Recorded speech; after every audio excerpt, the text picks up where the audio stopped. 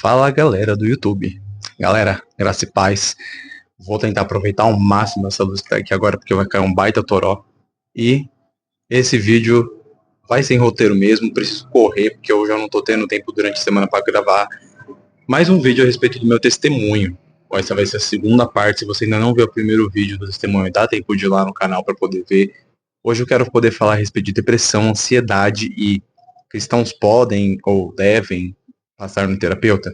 E bom, se você já teve depressão ou crises de ansiedade, que também foi uma coisa que eu já tive, você sabe o quanto isso é ruim. E o quanto é ruim você viver dentro de um ambiente que te incentiva a falar não vá porque é pecado, não vá porque o Filho de Deus não precisa disso, porque quem está de verdade na presença do Senhor não vai em terapia, né, não precisa desse tipo de coisa. É horrível. É horrível, vamos combinar. E graças a Deus eu tive um ambiente que me incentivou, minha mãe me incentivou muito a fazer terapia. Minha mãe é terapeuta hoje, dicas de passagem, e quero contar para vocês a minha experiência vivendo como cristão, passando por terapia e tendo crises de ansiedade, já tive depressão e qual foi a minha experiência, as minhas lições com tudo isso. Meu testemunho eu tenho para mim que ele serve para poder ensinar, que ele serve para poder falar a respeito daquilo que Cristo já fez na minha vida. E portanto eu quero compartilhar isso aqui com vocês.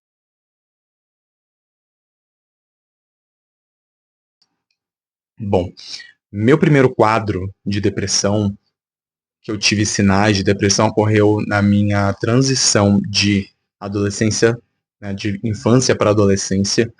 Eu tinha ali por volta de uns 11 anos, mais ou menos. Foi devido a muitas questões familiares, divórcio dos meus pais, ausência do meu pai, a bagunça que vivia dentro da casa ali onde eu cresci. E coisas que eu ouvia, eu tinha muitos problemas a respeito de baixa autoestima, baixa energia, não queria sair de casa, não fazer exercício. Eu ia para a escola, voltava e ficava em casa, não queria fazer mais nada, ficava trancado no quarto jogando videogame e, enfim. Comer, então, nem preciso falar muito, né? Não comia. Quando comia, era aquelas coisas pré-prontas que tinham dentro de casa, era refrigerante, era coisa ruim, aquelas comfort food que serve para você se sentir bem, né? Não preciso dar muito detalhes a respeito disso, porque com certeza você sabe do que eu tô falando. Mas enfim, meu primeiro contato com depressão foi ali, nessa fase. Minha mãe, a gente estava no início da conversão, minha mãe, ela notou o que eu estava passando. Foi um momento em que eu estava me fechando cada vez mais, eu via vultos, ouvia vozes falando que eu não valia nada, que eu deveria me matar, para tudo isso acabar, que todo mundo cooperava para o meu mal, porque eu vivia dentro de uma casa muito, com um ambiente muito forte, por fim, né? Um ambiente muito pesado, espiritualmente também falando. E a minha mãe, ela me incentivou. Um belo dia eu tive um pânico, assim, uma força, um momento de ansiedade muito forte nesse período de depressão que eu saí correndo. E a minha mãe, ela viu aquilo e ela ouviu do Espírito Santo nesse momento, ele vai se jogar. E na casa que a gente morava nesse momento, a casa era acima do nível da rua, né? E tinha um corredor que levava para a parte da frente da casa, para peito ali, que se jogava. Não, que se jogava não, né? Que dava pra rua, né? Só que aquele corredor naquele dia, curiosamente, estava fechado, porque a minha família estava tentando tirar uma mesa dali e não estava conseguindo, deixou a mesa no meio do corredor, sem ninguém conseguir passar. Eu era pequeno, e aí nessa que eu vi que estava fechado, eu desci as escadas correndo para poder me esconder, para poder sair daquele lugar de pressão. E a minha mãe viu aquilo, foi atrás de mim, me abraçou, falou: "Você quer ajuda? Vamos procurar ajuda, vamos tentar entender o que está acontecendo." Naquele momento, depressão não era tão falado, não era tão comum, mas devido à grande pressão que eu vivia, fui para o psicólogo. E, em primeiro lugar, a primeira lição que eu aprendi com o meu testemunho e eu quero ensinar para você: ir para o psicólogo, independente se você tem depressão, ansiedade, é fundamental para autoconhecimento, tá? Por que o autoconhecimento ele é tão importante? Porque quando você conhece os seus defeitos, seus problemas, aonde você erra, as suas qualidades, as suas virtudes, você pode saber no que você vai focar as suas orações. Porque é muito fácil virar para Deus e falar, me abençoa nisso, me abençoa naquilo, provê isso, provê aquilo. Mas quando você vai falar a respeito do seu erro, crente, você não sabe. Né? Você não sabe virar e falar, Deus, eu sou orgulhoso.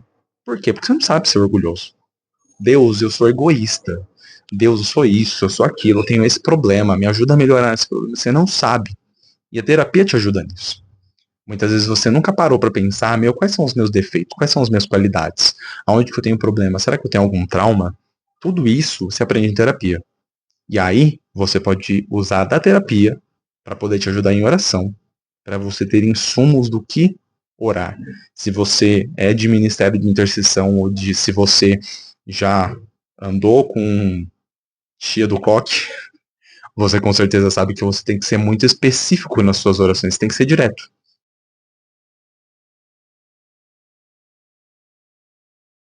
Bom, esse é o primeiro ensinamento que eu tenho a respeito de por que cristão deveria fazer terapia. O segundo ponto eu fui aprender depois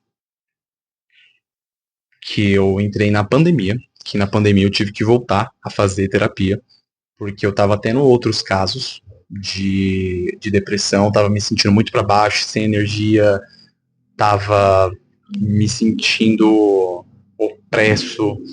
E ali naquele momento, eu falei para mim, ok, mano, vou voltar a fazer terapia para entender o que eu tô passando, porque eu digo que o nosso cérebro, ele é o nosso órgão mais espiritual. Porque, querendo ou não, acontecem coisas no nosso cérebro, que muitas vezes a gente fala que é no nosso coração, mas não, no nosso cérebro, que a gente não consegue compreender. E quando a gente entende aquilo que acontece no nosso cérebro, a gente começa a entender que nem tudo é Satanás. Muitas vezes o problema é seu, é você que está gerando seus próprios problemas. E quando a gente aprende mais sobre o nosso cérebro, a gente começa a entender melhor. Que eu esqueci o que era.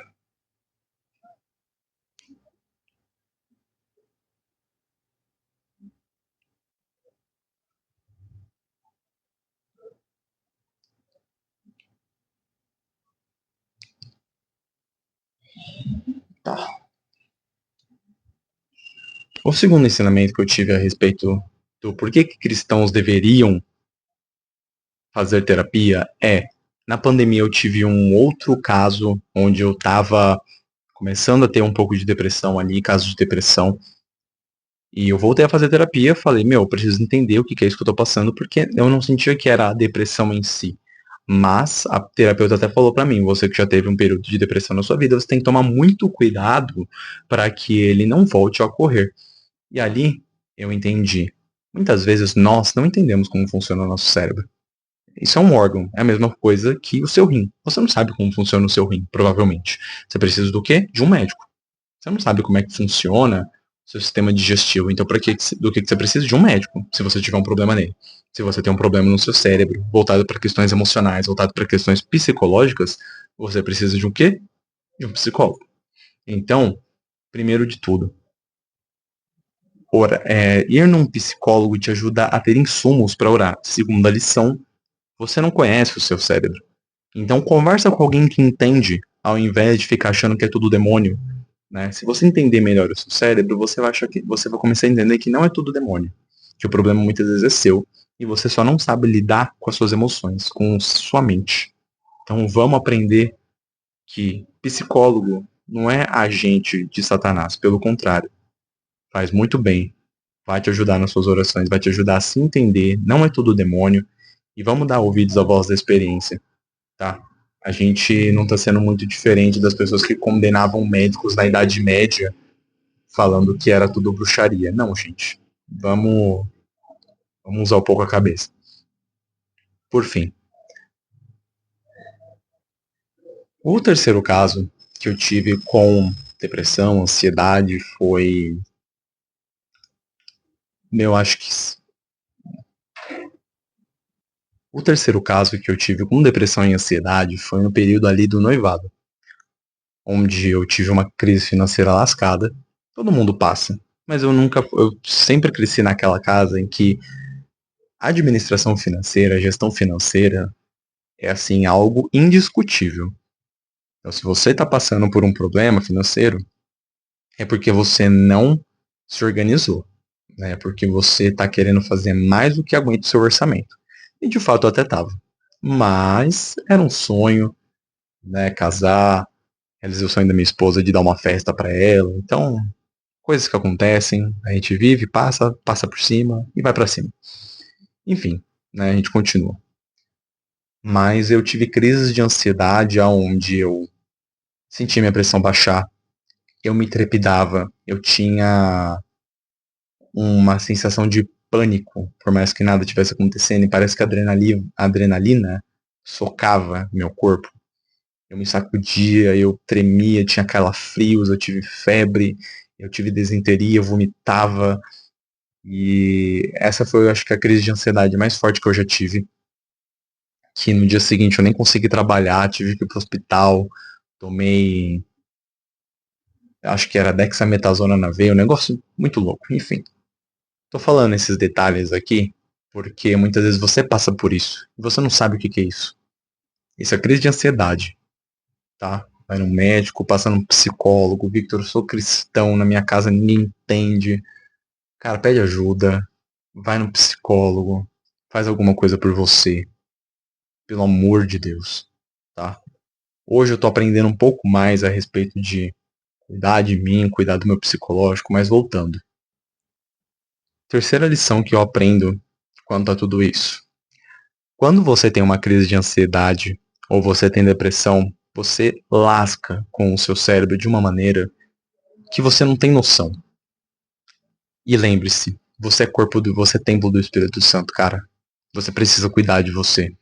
Não é só naquilo que você come, não é só naquilo que você veste, não é só naquilo que você, né, se você está cuidando do seu corpo ou não, fazendo exercícios, mas o seu cérebro, sua mente, também é seu corpo e também é templo do Espírito Santo. Você precisa cuidar da sua mente. Você precisa cuidar disso aqui, porque se isso aqui parar, todo o resto para. Todo o resto para. Eu tenho mania de não olhar para a câmera.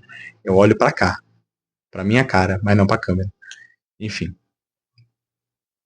você precisa cuidar de sua mente. Você é templo do Espírito Santo, cara. Se isso aqui parar, todo o resto para. Victor, mas eu tenho trabalho na igreja, mas eu tenho trabalho, mas eu tenho família, mas eu tenho isso, eu tenho aquilo, cara. Para tudo e vai cuidar de você. Se isso aqui parar, cara, todo o resto para. Se Deus não quisesse que você cuidasse da sua mente, ele teria te feito só espírito. Tá? Vai cuidar do seu corpo, vai cuidar da sua mente. Passa num médico, faz alguma coisa por você. Pelo amor de Deus. Tá? Essa é a terceira lição que eu aprendi. Tendo tido depressão, crise de ansiedade. Isso é fundamental para você, tá?